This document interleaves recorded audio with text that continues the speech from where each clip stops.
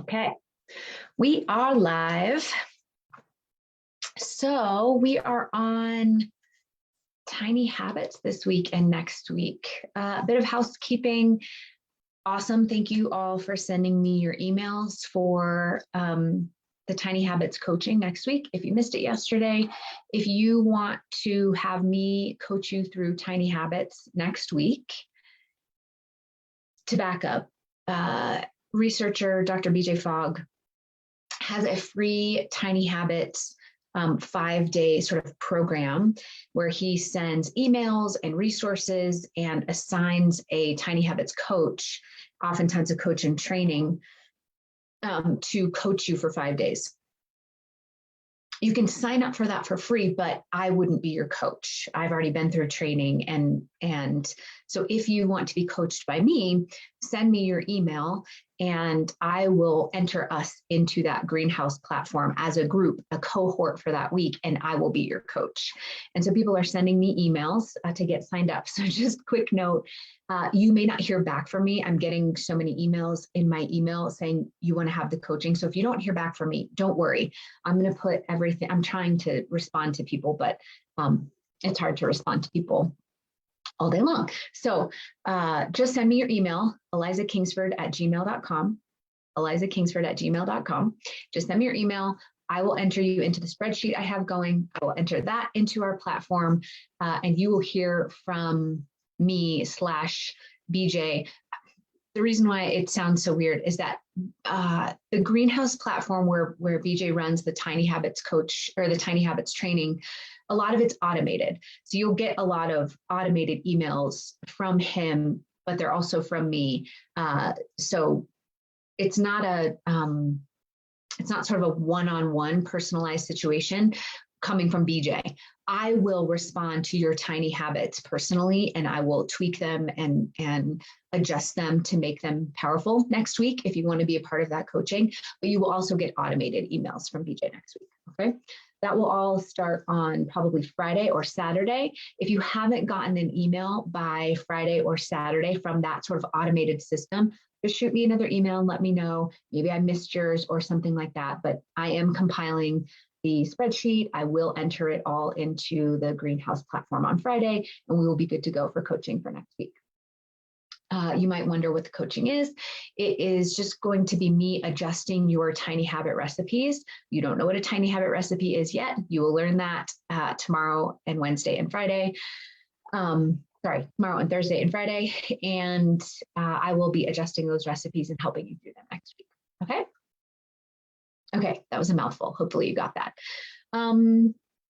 Let's move into some teaching today. So I'm going to try and share this with you all. Where did it go?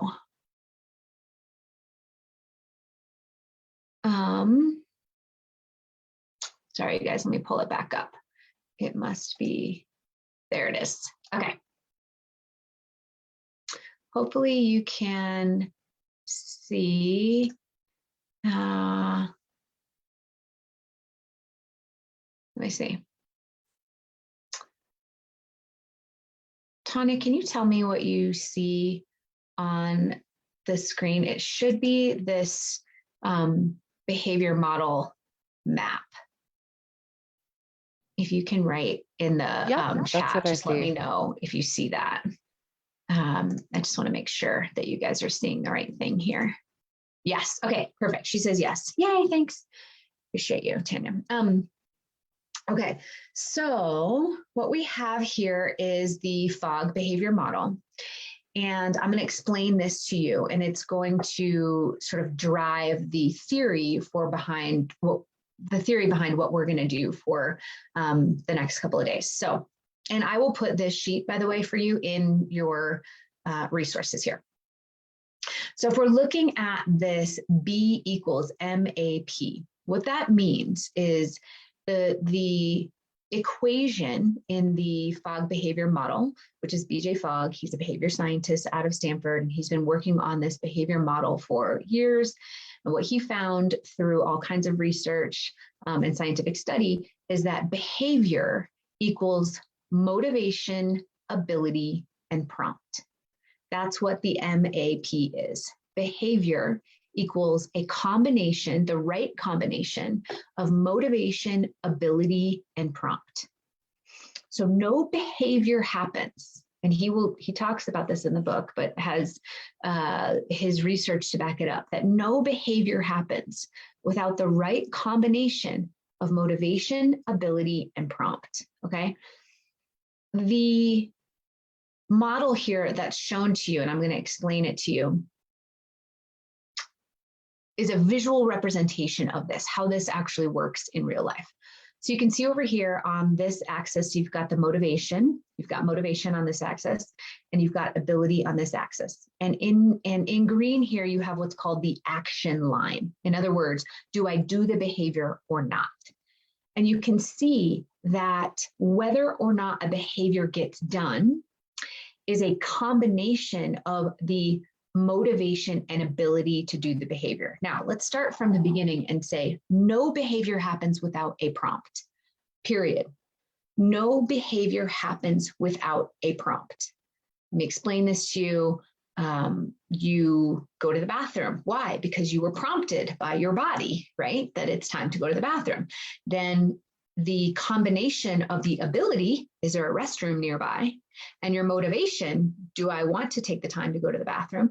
Those things come together with the prompt to produce the behavior. Same thing with calling your mom, right? If you never have a prompt to call your mom, meaning you never remember to call your mom, that behavior is not going to happen. But let's say you remember, you have a prompt. And your motivation to call your mom is pretty low, but the phone is right there and she just sent you a text message. So your ability is pretty high. That's going to push you over the action line to call your mom. Okay. So first and foremost, we need to understand that no behavior happens without a prompt. You must be prompted. If the prompt is there, then we start to look at the relationship between your motivation and your ability to do the behavior. And we see whether it falls above or below the action line. So for instance, let's say you have high motivation to do behavior, really high motivation, but you have no ability, right? It's hard to do. The behavior is really hard to do, but you have high motivation, really high motivation. You can see up here that sometimes that behavior will happen. So for instance, let's say you're a mom protecting your child and there's a big heavy piece of machinery in the way. And you've all heard those stories of you've got really high motivation to protect your kid and the mom is able to move the heavy piece of machinery, right? So really high motivation, really hard to do. Sometimes that behavior will happen. Conversely, let's say you have high motivation, let's say you have medium motivation and it's hard to do. You can see here that it falls below the action line. Right? So you can have, if you have only medium motivation, you're only slightly motivated to do it and it's hard to do, it's going to fall below the action line here. Now let's flip it the other way. Let's say the behavior is really, really easy to do. That's way over to the right here. I wish I had like a highlighter. Oh, maybe I do. Okay, here we go. Let's say the behavior is really easy to do. Okay. But your motivation is pretty low. You can see your motivation's pretty low, but it's super easy to do. You fall above the action line over here. Your motivation's low, but it's super easy, so you're going to do it. So you can start to see here that there's a relationship between the motivation to do something and your ability to do it, whether or not that behavior gets done. So in the FOG behavior model, the thing that's most important to remember is that nothing happens without a prompt. Right here, we've got, am I still highlighting? Yes, I am. Let's highlight in red. Oh, this is so fun. Tanya, you can still see all this, right? I'm not doing this for nobody. Okay, you can see here, behavior equals motivation, ability, and prompt at the same moment. Okay, she can still see it perfect. The combination of motivation, ability, and prompt coming together at the same time is what equals a behavior. Now, why am I breaking this down for you? Because yesterday I introduced this concept to you that as human beings, all of us are just a compilation of our habits, our compilation of the things that we are in the habit of doing or in the habit of not doing, right? And so if we're to look at it from a very scientific curiosity standpoint, what I asked you to do yesterday is start to brainstorm. What am I in the habit of doing that gets me closer to my goals? Or what am I in the habit of not doing that keeps me further away from my goals? And you can interchange those any way you'd like. For instance, you could say, what am I in the habit of doing that keeps me from my goals? What am I in the habit of doing? What am I in the habit of not doing that keeps me from my goals? We can switch it. What am I in the habit of doing that takes me towards my goals? What am I in the habit of not doing that takes me towards my goals? You can see how you can answer that question in a number of different ways. But once we start to understand that, what am I in the habit of doing or not doing? Now we can go back and look at it with this behavior model lens, which is, okay, I know that no behavior happens without a prompt. And then there is a combination of motivation and ability that puts me above or below this action line here, right? And you can start to examine what it is. So take one of those habits that you are in the habit of doing. Let's say I am in the habit of mindlessly eating after dinner. I'm overeating mindlessly after dinner, okay? This is something that I am in the habit of doing that takes me further away from my goals. Check. Now we look at that behavior and we say, okay, we know that that behavior wouldn't be happening without a prompt. What is my prompt to start eating mindlessly after dinner? We can start to take a look at that, right? And then we can say, my ability and motivation are coming together at the same time. So you might say, well, in the morning, I have high motivation to really eat nourishing things throughout the day. But as I get throughout the day, as I get further throughout my day, what happens here, right? Let's go back to my highlighting. What happens here? My motivation is low to eat nourishing foods, right? And what is high? My ability to sit and mindlessly eat right here on the couch. My ability is high. My motivation is low. What's going to happen here? Your behavior is above the action line. So we know that in order to create different behaviors or in order to stop doing behaviors or adjust our behaviors, we need to adjust one of three things: motivation, ability, or prompt. Okay, I know I'm throwing a lot at you today. I want to hear your questions about this as you start to absorb it. If you don't like a behavior, we need to look at something having to do with your motivation, ability, or prompt. Now I'm going to give you one more piece of information today. I'm going to let you guess. What do you think is the wrong place to start when we're looking at these three factors: motivation, ability, or prompt? Motivation is the wrong place to start. Motivation is fickle. It's forever changing. It varies based on too many circumstances. So motivation is the last thing that we want to try to adjust when we're looking at adjusting for behavior. We do not want to rely on motivation in order to create our outcome.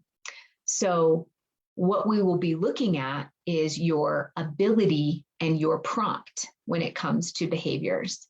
And if you want to start doing a behavior or you want to stop doing a behavior, we need to look at your ability and your prompts first. And then we will look at the motivation last, okay? So I'm going to leave you with that teaching for today. I will put this worksheet in here that we were looking at into your resources so you can see what I'm looking at here. And tomorrow we're going to start talking about the importance of tiny habits for behaviors. That might happen tomorrow or Thursday. What I'm going to do is keep illustrating this science of how behaviors happen and the way that we can start looking at behaviors differently, almost like a puzzle, right? This is almost like a science experiment. How can I take this puzzle apart by its pieces and parts to start putting them together differently to work in my favor? Now, for the sake of what we're going to do together over the next few days, I'm going to focus on start behaviors, what I call start behaviors. In other words, behaviors that you would like to start doing in order to get to where you'd like to be.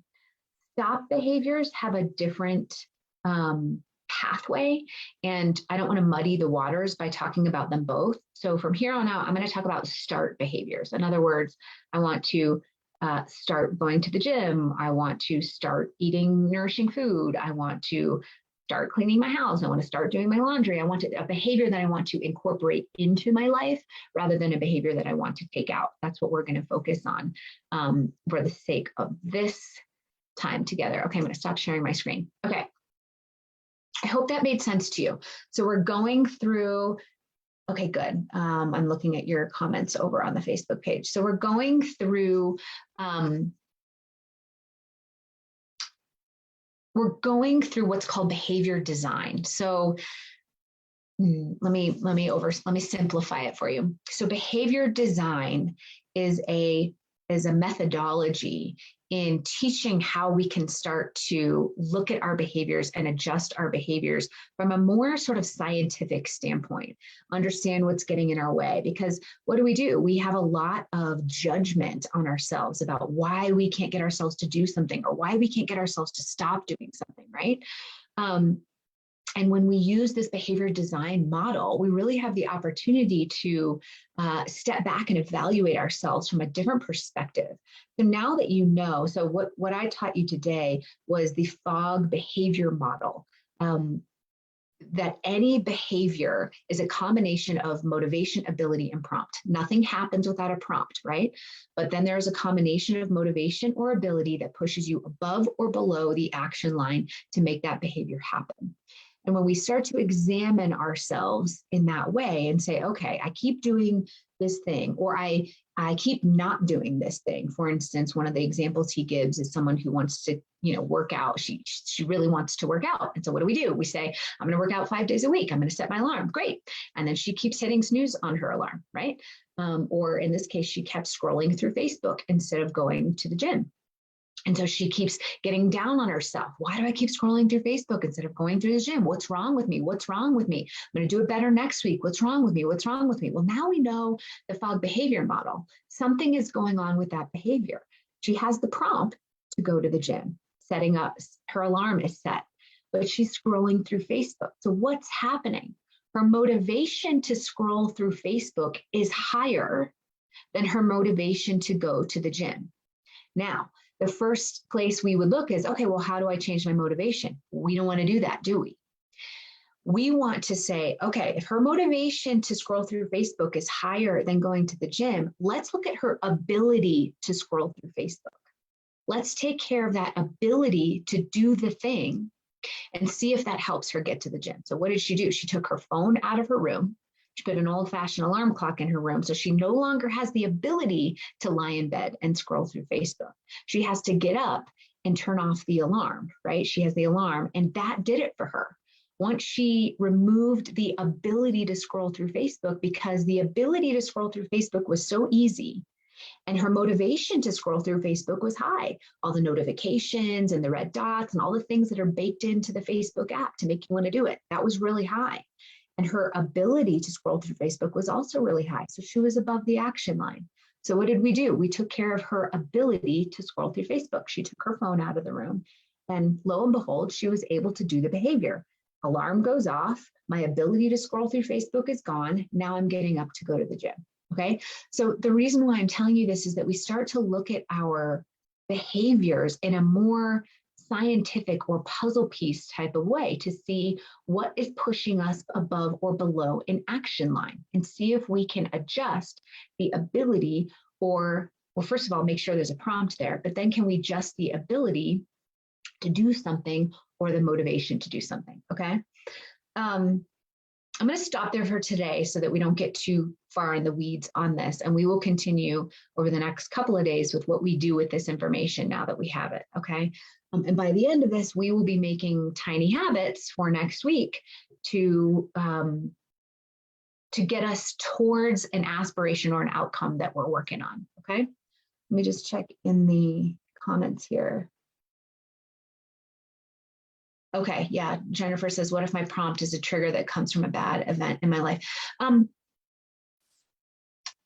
That's a great question. Jennifer asked, what if my prompt is a trigger that comes from a bad event, right? So I'm going to make some assumptions. She didn't say this, but let's say your prompt to eat something is a trigger that from something that happened, right? It's a conscious or unconscious trigger that happened. And that's your prompt. Okay, that is, right? Your prompt just is. There's a trigger from a bad event, so you have a prompt. We can't help that prompt from coming up because it's a trigger, right? So then we work on the motivation or ability, all right? And so I would say, just sticking with the information we know right now, Jennifer, I would say knowing that trigger comes up, or knowing the context of when that trigger comes up, can you reduce your ability to do the thing in response to that behavior? Now, I think she's probably talking about a stop behavior, right? So like if the trigger to eat comes up, how can I stop doing that? And maybe we'll get into that a little bit next week. Stop behaviors, it's a different pathway than start behaviors. But I would say that triggered prompts are, we don't want to start fighting that we have that prompt. Now, I'll just say as a whole, kind of from a 30,000 foot view, part of my job when I work with people, both in the shift and also one-on-one, is to start to dismantle those unconscious prompts and triggers that come up so that they don't come up anymore. So in that way, Jennifer, we would want to sort of do the work to remove the prompt. I mean, right, that's kind of what we're talking about, is we want to do the work to remove the prompt. You don't have that trigger to eat anymore. That we're not going to be able to do over the Healthy for the Holidays series. That takes kind of a deeper dive into this work, but it's still applicable to this behavior model, which is no behavior happens without that combination of motivation, ability, and prompt. It just so happens, Jennifer, that you're talking about a unconscious trigger that becomes a prompt, right? The prompt to eat. And so, yes, what we would want to do is that's where the healing comes, is we would want to work on dismantling that prompt so that it doesn't come up anymore. Good question. Okay, see if there's any other questions. All righty, I think we are all set for the day. Okay, everyone, I will put this worksheet in here so you can see the visualization of it, and we will pick up with this material tomorrow. Don't forget to send me your email if you want to do the Tiny Habits coaching next week. ElizaKingsford@gmail.com. Talk to you tomorrow.